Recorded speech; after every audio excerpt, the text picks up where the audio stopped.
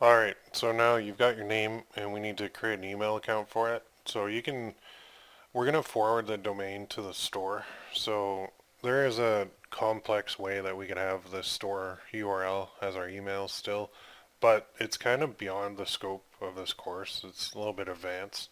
So I've always found that using a Gmail account works just fine because people don't really care where the email is from, and it's just for support reasons anyway and notifications. So I've never had a problem running stores with a Gmail account. I know some people might disagree, but I mean, everybody's different. So I'm just going to create a Gmail account for my store because it's easy to use, easy to check. I can check it on my phone. Super simple.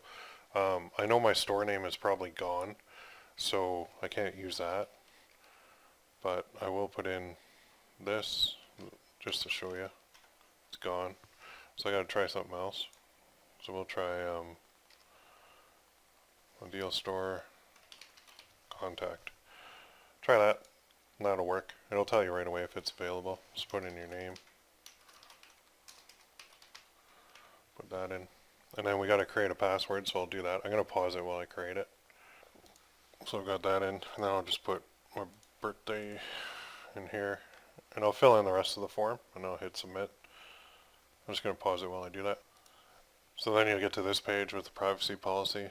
So you just have to scroll down, hit agree, and then you're pretty much into your account. Let's do that. And there. So now the deal store contact at gmail.com is created. And I just hit continue. Now I should probably bookmark this so I have it ready to go. So go to Gmail. Send in my account. There we go. So it's loading up the new one. Give you a little tour, which I don't need. There's my first email.